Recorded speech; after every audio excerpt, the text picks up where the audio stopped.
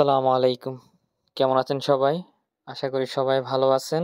আজকে হয়তো ভিডিওর ফার্স্টে দেখে হয়তো অনেকেই বুঝছেন আমরা আজকে কোথায় যাচ্ছি বা আজকে কি নিয়ে ভিডিও। তো সবাই ভালো আছেন। আর আমার পেজটার জন্য আমি আবারও বলতেছি সবাই একটু দোয়া করিয়েন। কারণ পেজটা একটা গেছে প্রবলেম। আরেকটা আছে এটা হয়তোবা ভিডিও মানে করলে লাইভ করলে চলে যাবে। আর এই জায়গাটা হয়তোবা অনেকেই চিনার কথা। এটা হচ্ছে যে অভয় মিত্র ঘাট বা নেভাল 2 বলে আমরা পরিচিত। জায়গাটা হয়তোবা অনেকেই আসছেন, চিনেন। তারপরেও হয়তোবা আমার আসলে ভিডিও অনেকে ঢাকা থেকে দেখে, অনেক বাইরে থেকেও ভিডিও দেখে, যেই কারণে আসলে বলা। এটা হচ্ছে নেভাল 2 বলি আমরা। অভয় মিত্র ঘাট। জায়গাটা খুব সুন্দর। আর সবচেয়ে চিটাগাংয়ের ভিতরে সবচেয়ে সুন্দর ব্রিজ যদি থাকে এটা হচ্ছে যে এটা নতুন ব্রিজ। আমাদের খুব ভালো লাগে। আর নতুন ব্রিজে শুক্রবার আসলে এখানে প্রচুর মানে মানুষ আসে, এখানে ঘুরতে আসে, দেখতে আসে। আর নতুন ব্রিজের পরে আমার সবচেয়ে ভালো লাগছে যে আপনাদের এই এই যে টোল প্লাজাটা। কারণ হচ্ছে যে এখানে বাইকারদের জন্য কোনো আসলে টোল নাই। টোল নাই বলতে বাইকারদের জন্য দেখেন বাম লাইনে আপনার লাইন করে দিচ্ছে, এখানে কোনো টোল নেওয়া হয় না। যেটাকে আসলে সাধুবাদ বলাই যায়। কারণ বাইকারদের জন্য এই যে এই ব্যবস্থাটা টোল নিচ্ছে না, এটা একটা বড় জিনিস। খুবই ভালো। কারণ একটা নিলেও ধরেন ৳20 নিলেও ৳20 আপনার সেভ হইলো।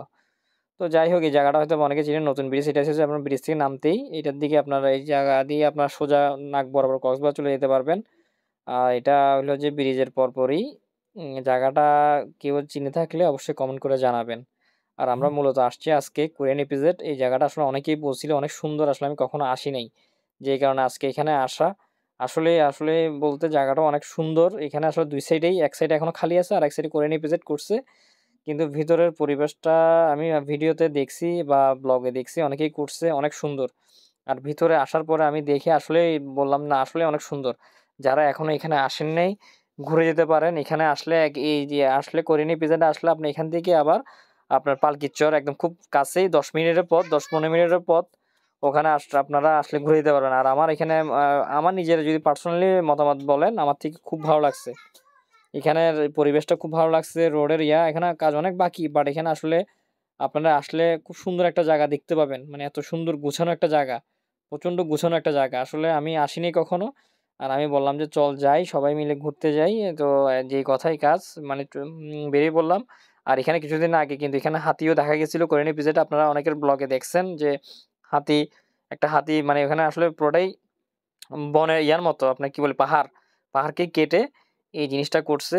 বাট ওভারঅল এই জায়গাটা আসলে অনেক সুন্দর। মানে এটা বলার মতো না। মানে দোনো সাইডে এত সুন্দর জায়গা। আপনারা আসলে আপনাদের ভালো লাগবে। কিন্তু এখানে আসলে আপনারা যে বাইক বলেন বা মানে কার বলেন আপনি নিয়ে আসতে হবে। পার্সোনাল গাড়ি নিয়ে আসতে হবে। নাইলে আসলে এইসব জায়গা আপনারা ঘুরে আসলে মজা পাবেন না। আর আমরা আসলে এখানে অনেক আসলে পিছনে অনেক জায়গা আছে কিন্তু আসলে যাই নাই। কারণ আমরা আসলে পালকির চরও যাবো। যেই কারণে আমরা এখানে এসে এখানে একটু দাঁড়ালাম সবাই মিলে। দাঁড়ানোর পর আমরা একটু পরে আসলে পার্কে চলে যাবো। কিন্তু সবচেয়ে বড় কথা জায়গাটা অনেক সুন্দর। আপনারা যারাই আসবেন এসে ঘুরে যেতে পারেন। আমার আসলে খুব ইচ্ছা ছিল আসার। তো এখান থেকে আসলে বেরিয়ে পড়লাম পালকির চরের উদ্দেশ্যে। ১০-১৫ মিনিট লাগে, এর বেশি লাগে না। ওই মানে কুড়িনি ভিজিট থেকে। আর পালকির চরের আপনার ব্লগ আমার আগেও ছিল, যারা দেখেন নাই দেখতে পারেন, ব্লগটা দেখে আসতে পারেন। আর এখানে পালকির চরে শুক্রবারে প্রচণ্ড মানুষ হয়। আর আপনার কারণে আর এটা আমি যখন আগের ব্লগে ছিলাম এই জিনিসটা দেখেন আসলে এখানে কী হয়েছে, আগুন লাগছে না কী হয়েছে জানি না, রিসোর্টটা পুরোটা ভাঙ্গা। মানে পুরা অবস্থা খারাপ। আর কিছুদিন আগেও যে একটা বন্যা হয়েছিল যে ফেনী-টেনি ডুবে গেছিল, এটা আপনারা হয়তো অনেকের মনে থাকার কথা। আর এখানে এসে দেখি যে অবস্থা খুব খারাপ। এখানে মানে গাছপালা অনেক, মানে কি অবস্থা, মানে অনেক গাছপালা উপড়ে গেছে বাতাসে মনে হয়। আপনার যে দেওয়াল-টেওয়াল সব ভাঙ্গা। মানে আগের মতো এই সেটটা আগের মতো নাই। হয়তোবা ওই যে আপনার ওটার কারণে, হয়তোবা ওই যে ফেনীর বন্যার কারণেই এই যে বাতাস-টাতাস হয়তো সিগন্যাল ছিল, ১০ নম্বর সিগন্যাল ছিল মহাবিপদ সংকেত, যেই কারণে আজ এই অবস্থা। কিন্তু বাট ওভারঅল আপনার পালকির চর আসলে আপনাকে অন্তত কক্সবাজার যারা যেতে না পারবেন না, তো পালকির চর আসলেও এই ফিলটা নিতে পারবেন। পালকির চরটা আসলে অনেক সুন্দর। সুন্দর মানে বলতে আপনার সি বিচ থেকে বেটার।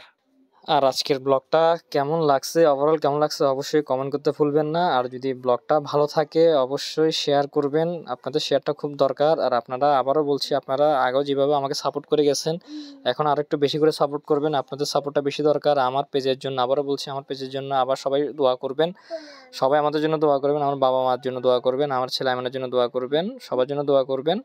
সবাই ভালো থাকবেন। নেক্সট যেন আরেকটা নতুন কোনো ভিডিও নিয়ে আসতে পারি। এই পর্যন্ত সবাই ভালো থাকবেন। আসসালামু আলাইকুম।